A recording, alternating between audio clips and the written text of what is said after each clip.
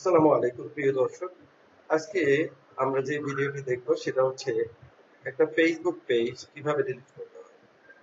মূল কথা হচ্ছে আমাদের অনেকগুলো ফেসবুক পেজ থাকে, অনেক সময় আমরা ক্রিয়েট করি বুঝে বা না বুঝে।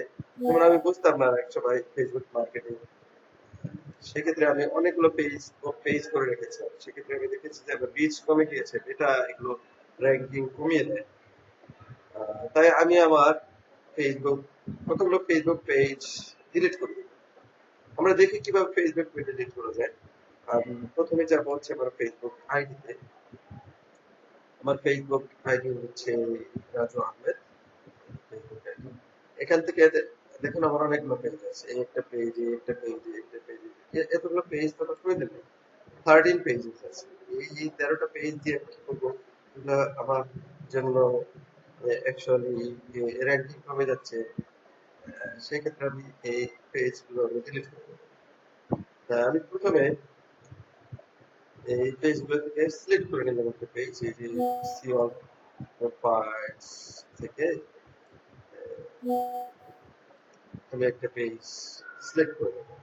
তো আমি প্রথমে যে R M H revolutionary future এই পেজটা ধরে নিচ্ছি, আমি ডিলিট করতে যাচ্ছি। তাহলে আমি এই পেজে চলে যাব সিলেক্ট করে। এই পেজে আমার যাওয়ার পরে যে কাজটা আমাকে করতে হবে, আমি পেজে চলে আসছি, যে আমার লেফট হ্যান্ড সাইডে এই যে সি পেজ বলতে যে আমার পেজ চলে আসছে। এই পেজটা আমার পেজ, যেটা আমার পুরো প্রয়োজন নেই। আমি এই লেফট হ্যান্ড সাইডে ম্যানেজ পেজ আছে, লেফট হ্যান্ড সাইডে ম্যানেজ পেজ থেকে আমি চলে যাব হচ্ছে সেটিংসে। সেটিংস সেটিংসে যাওয়ার পরে যে সেটিংস এন্ড প্রাইভেসি, এই সেটিংস এন্ড প্রাইভেসি, এই যে প্রেফারেন্সেস, এইগুলো থেকে আমি এই যে অনেকগুলো আছে, রিঅ্যাকশন প্রেফারেন্সেস, নোটিফিকেশন, অ্যাক্সেসিবিলিটি, এগুলো আমার কোনো, আমি যাব হচ্ছে আমার মূল কাজ হচ্ছে পেজ ডিলিট করার জন্য, যেখানে যাব একদম সবার পরে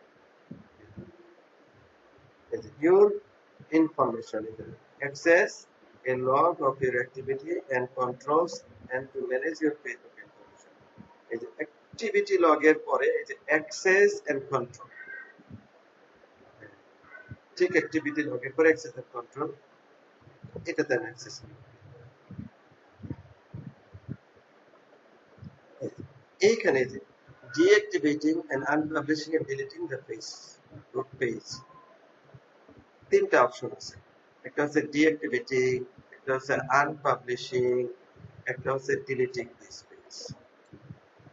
এখন আমরা এই তিনটা জিনিসই দেখি। ডিঅ্যাক্টিভেট পেজ হচ্ছে, এটা হচ্ছে টেম্পোরারি, আমি কিছুদিনের জন্য এটা ডিঅ্যাক্টিভেট করে থাকতে পারি।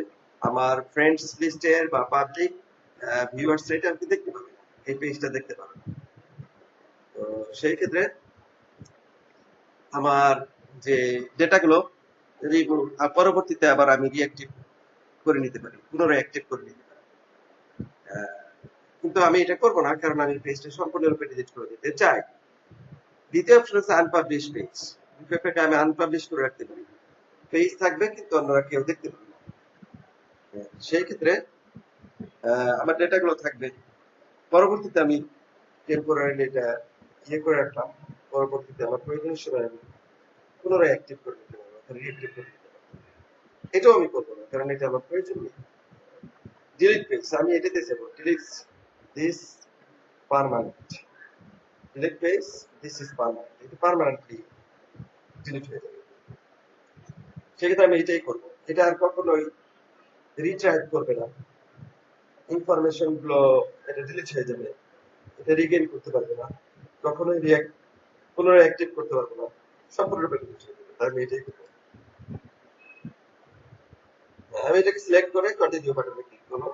কন্টিনিউ বাটনে ক্লিক করার পর পুরো আমাকে হচ্ছে তোমার এই ডেটাগুলো নষ্ট হয়ে যাবে।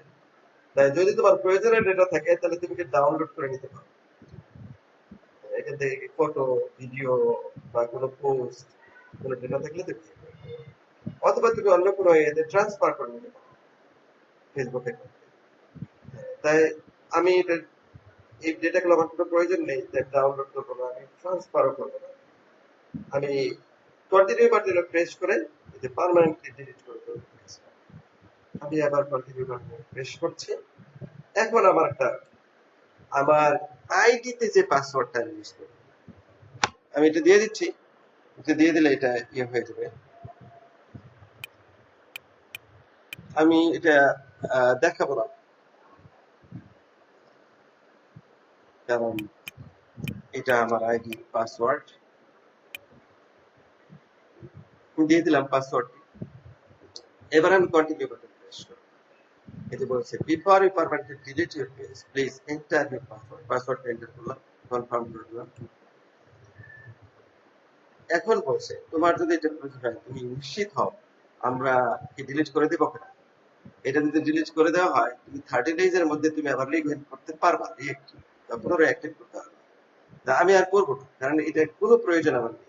এটা শুধু শুধু আমার ভিউয়ার্সরা কনফিউজ হয়ে যাচ্ছে যে আমার এতগুলো পেজ, তাই আমি এটা থেকে একদম বের হয়ে যেতে চাচ্ছি।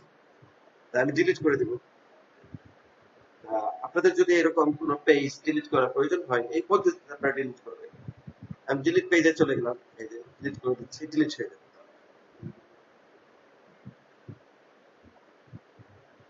কনফার্ম করে দিয়েছি পেজ ডিলিট। আমার পেজ সম্পূর্ণরূপে ডিলিট হয়ে গেছে। আমি যেটা রয়েছে HRA ফিউচার হান্ট নামক একটা পেজ ছিল, সেটাকে আমি ডিলিট করে দিয়েছি। দেখেন এই পেজটা আর আমার নেই, এই পেজটা এখন আর আমার এখানে নেই। তাহলে এই পেজটা আমরা ডিলিট হয়ে গেল। এভাবে আমরা খুব সহজে আমাদের প্রয়োজনীয় ফেসবুক পেজগুলো আমরা ডিলিট করে দেবো, যেটা আমাদের পরবর্তীতে আমাদের মেটা র্যাঙ্কিং এ সাহায্য করবে বা রিচ করতে সাহায্য করবে, যাতে আমাদের কাস্টমার কনফিউজ না হয়। Thank you dear viewers. আসসালামু আলাইকুম।